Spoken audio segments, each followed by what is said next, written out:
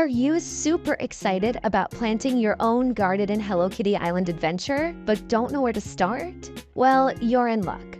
I'm going to tell you everything you need to know. And most importantly, I'm going to tell you how to breed rare flowers. This video is going to have a lot of information in it, so make sure to look at the table of contents in the description if you're looking for something specific. To start off, let's go over some basics. There are currently 4 types of flowers. So far, we have bell buttons, tulias, penstemums, and dandelions. One of these flowers will be randomly assigned your island's wildflower. This means that when you plant the seeds that you find on the ground, your wildflower is the one that will grow for you. For example, my wildflower is tulia, so when I plant these seeds, I know that I will grow random colors of tulia. Each flower has 3 default colors. These will be important later on when we talk about crossbreeding and rare flowers. You can also get seeds from leveling up your friendship with Wish Me Mel by opening mystery seed capsules. These will give you some more seed packets for different breeds of flowers and for your wildflower as well. Another way to get more seeds is that when you have a grown flower that you've plucked, you can put it into the seed dispenser to clone that exact color of flower into a seed packet for you to plant. There is an exception to this though, for rare flowers with patterns, but I will explain this later. If you need to know more about the seed dispenser, check out my other video on how to unlock it. So now let's talk about the life cycle of flowers. There are 5 stages to this life cycle. The first one is the seed stage. This looks like a little brown pile of dirt where you can see the seed sitting on top. These will turn into sprouts. This is the next stage. It is still small, and if you dig it up with the trowel, it will return to a seed packet in your inventory. The third stage is the grown stage. This is where you can start to see progress of it growing, and at this point and beyond, when you trowel it up, you get a seedling that can be replanted. The fourth stage is bud. This is the stage where you can start to see the colors coming through, and usually the next day is when you will get it to bloom. Sometimes it's 2 days in the bud phase though. Each flower is a little bit different. And lastly, number 5 is the blossom or the bloom. This is when it's ready to be plucked. Once you pluck it, it should return to the grown stage. So make sure to water it again to get it back up to bud. So when you water the plant every day, it speeds up the growth process. For example, if you were just to let the days pass and did not touch your flowers at all, they would still grow, just much slower. So make sure to water them every day to get the maximum output. Okay, let me explain a little bit more about how the trowel works according to the stages of growth.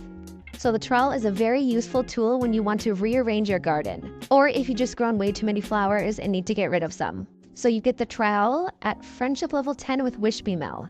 Check out my other video about the quest to unlock it. So when you trowel something up, you get a seedling if you dig up a flower that's in its grown phase or above. The icon looks like this in your inventory. Then when you plant the seedling, it will always go back to the grown phase, no matter where it was when you picked it up. You could trowel up a flower in the bud stage, but then when you go replant the seedling, it goes back to the grown phase. And if you trowel up a seed or a sprout, you get a seed packet for that flower. Using the trowel can be really useful when you get a new sprout and want to check if it's going to be a crossbreed color or not. Or if you just forget where you put some things and need to check.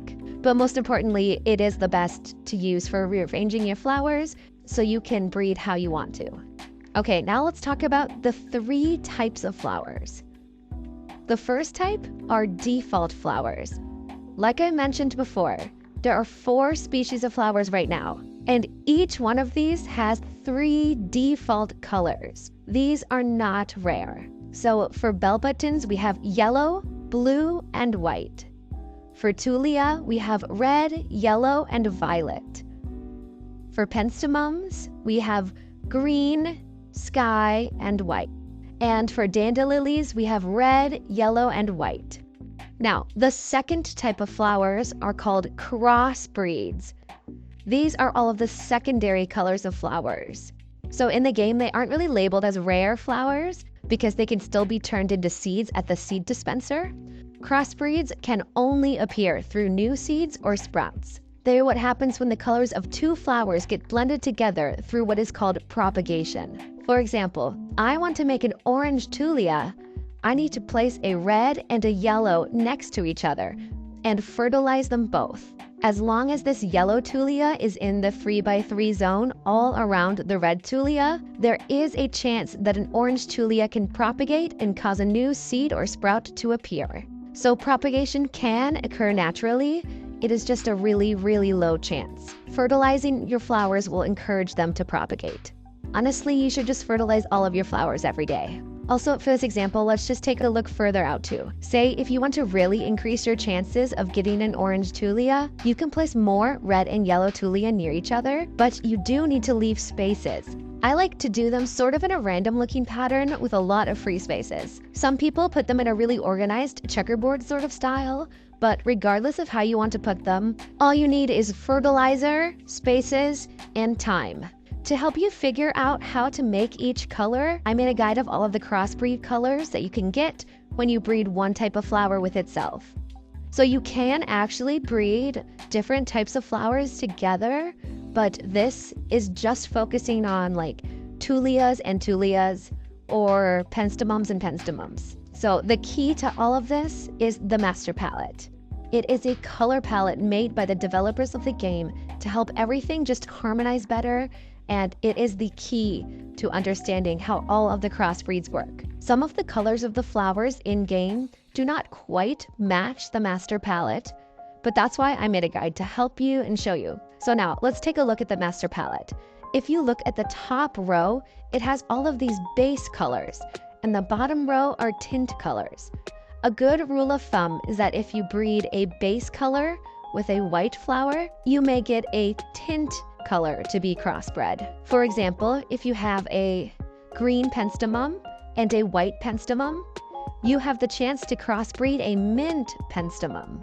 And in my guide for all of the crossbreed combinations within each species, this is how I have it organized. The two smaller colors on top are the two colors you need to place near each other, and the bottom color is the crossbreed that you might get. And so far for bell buttons, there are 6 possible colors if you just breed bell buttons with other bell buttons.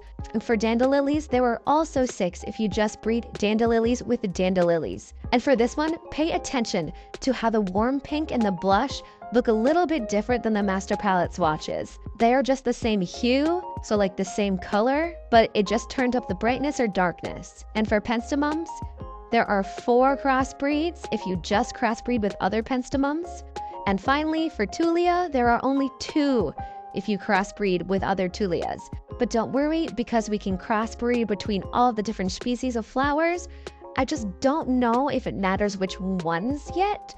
I am doing more flower research, but you know, once I have my results, I will share my findings. So just an FYI, I'm going to make another video about that in the future. So look forward to that soon.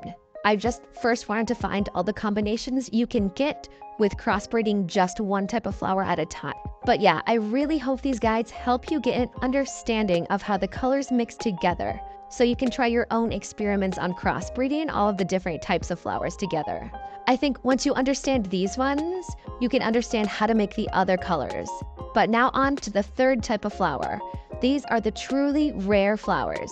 These flowers cannot be turned into seeds at the seed dispenser. Once you have a rare one, it stays rare and it can keep growing. You can tell they are rare because they have a second little icon in the menu. There is the base color that they are. It can be a default color or a secondary crossbred color. And then the second icon is for a pattern. There are 2 types of patterns. The first one is trim. We don't have this one yet.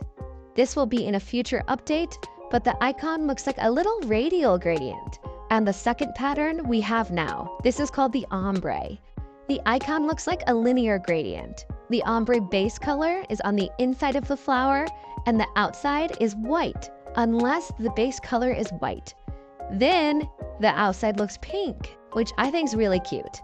Maybe we'll be able to change this in the future by breeding, but who knows? So how do you get to grow a patterned flower? Fertilize, fertilize, fertilize. Just like for propagation, fertilizer also gives you the chance of turning the flower into a rare patterned flower. If you want to know how to get fertilizer, I have another video on how to unlock the composter machine and everything else about that. so any stage of flower has a chance to turn into a patterned flower. New sprouts also have this chance too. And remember, a lot of this is random and luck-based. So just keep fertilizing and watering your flowers every single day. And I know this was a lot of information. Let me know if you have any more questions or if I missed anything in particular. Stay tuned for more updates about crossbreeding all of the different species of flowers together. And I just want to say thank you so much for watching, especially if you watched all the way to the end. I really appreciate it. I put a lot of work into finding out the color combinations of flowers and just to figure out how all of this works in general. If this helped you out a little bit, maybe consider subscribing. Thank you. See you next time.